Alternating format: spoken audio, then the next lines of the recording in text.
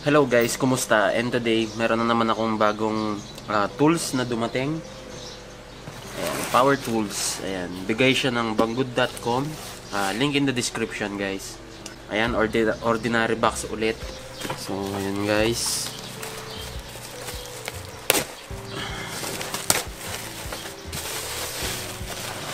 Ito yung grinder. Ayun yung brand. Biole Works. Ayan, bahala na kayo kung anong basa nyo dyan. Sabi muna natin doon. Tapos, yung mga accessories. Ayan, meron tayong handle. Tapos, yung tool wrench natin sa paglagay ng mga bala. Tapos, yung protector na 100mm at screw. Ayan. Tapos guys, meron tayong ano dito, charger. Same siya nung impact wrench na unang dumating. Tapos ito yung battery. Ayan. 288VF. Ayan. Medyo maliit siya compared dun sa impact wrench ko. Tapos na-damage din siya sa shipping. Ayan, may tama dito. Meron pala siyang kasamang adapter. Tapos yung service manual. Ito siya, ano? Ayan. Ito yung trigger. Ayan. Tapos meron din yung speed switch. Ayan. Tapos guys, ang build quality hindi ganun kapulido para sa akin. May gap pa nga dito, oh. Ayan, pangit din yung pagka-paint niya, guys. Mas maganda yung quality ng impact wrench ko. Ayan. Ayan, gamit na guys. Isang beses ko pa lang siya chinarge. Sobrang tagal ng battery life. So, ang kagandahan nito guys, compatible siya dun sa battery ng impact wrench. Ilagay lang natin itong protector natin, tapos testingin na natin. Tapos lagay natin yung kasamang screw. So sa mga grinder ko, hindi talaga ako nagtatanggal ng protector kasi delikado, baka masabugan, mahirap na. Sumasabog lang naman yan kapag naiipit. For example, yung cutting disc, kapag naipit ng pinuputol mo, sabog yan. Okay. So 100mm yung size na pwedeng ilagay. Tapos meron siyang option na 125mm. Tapos guys, yung battery pala halos ayan, same lang siya ng size. Medyo matangkad lang ng konti itong sa may impact wrench. Check natin yung voltage. Ito yung bago, ito yung luma. I-try natin. Slide lang natin dito. Ayan.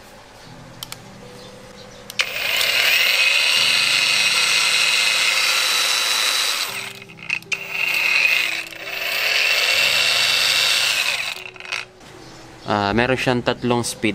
Ayan. Low. And low. Middle. Tapos yung highest. Ayan. Highest. Ayan, automatic kasi siyang namamatay kapag hindi mo ginagamit. So guys, ang power nito is 1580 watts. Tapos brushless yung motor. Itong mga black rubber din. Ayan, para sa grip. Tapos ito yung lock sa trigger. Ayan lang siya guys. Simple lang. Tapos guys, ang price nito is 3,800 pesos from banggud.com. Ito yung stopper. Tapos gagamitan natin ng tool.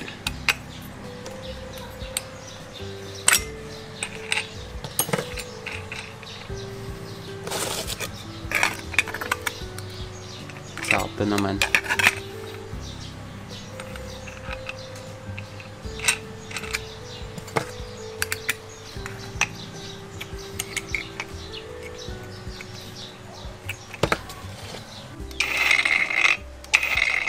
Ayan, parang medyo maingay din siya, no? Ayan, yung mga gears niya sa loob, maingay. Pero i-compare natin siya mamaya dun sa grinder ko na may kable. Ayan.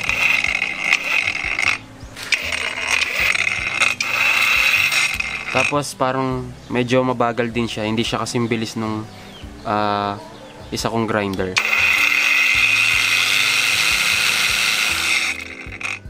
So guys, try natin putulin itong steel rod na to na 5mm yung diameter.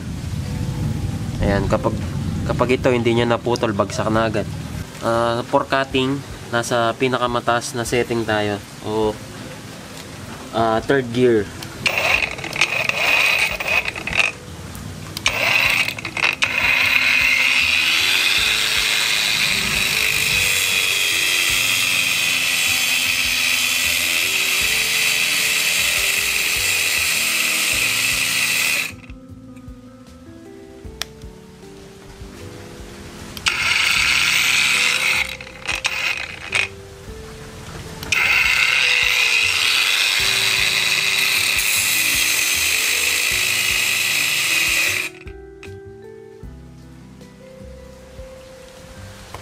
Bigla na lang tumitigil.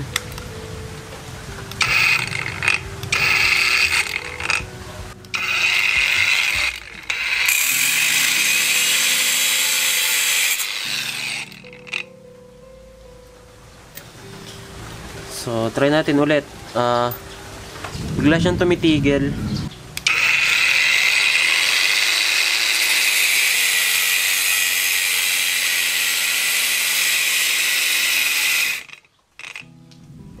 Tumitigil pa rin. Ayan, try natin itong isang battery. Mukhang kulang sa karga itong itong bagong battery or na damage sa shipping. Ayan, mukhang may sira.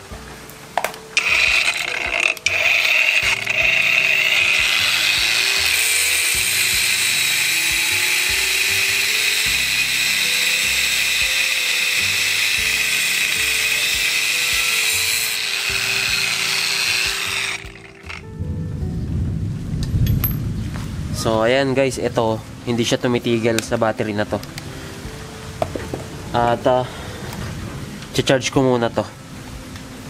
So guys, ngayon try naman natin itong mas matabang bakal.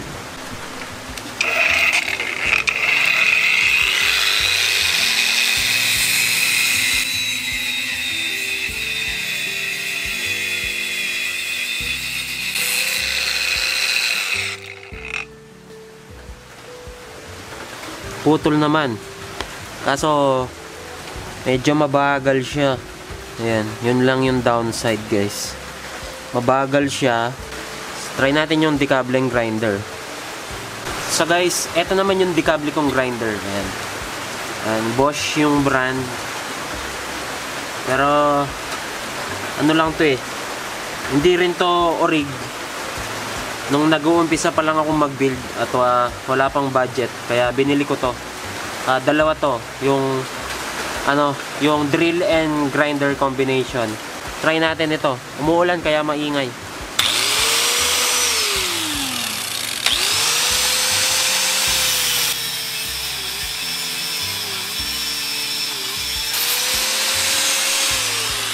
Ayan.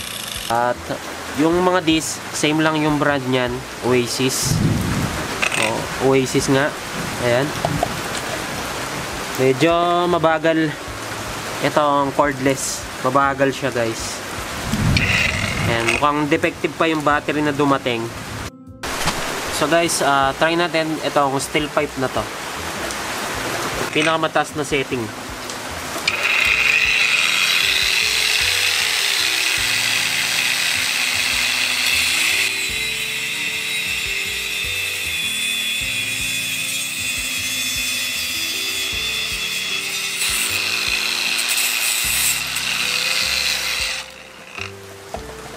Halos same sila ng power. Itong Bosch 1250 watts.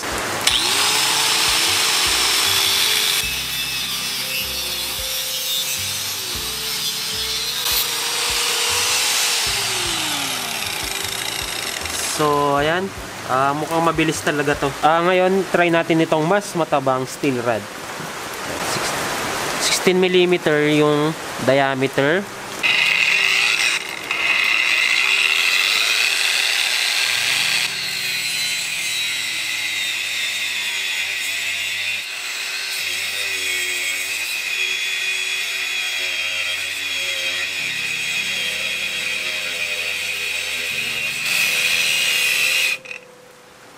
Yun, tumigil.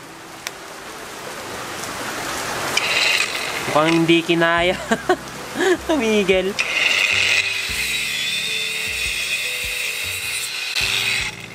Ayan.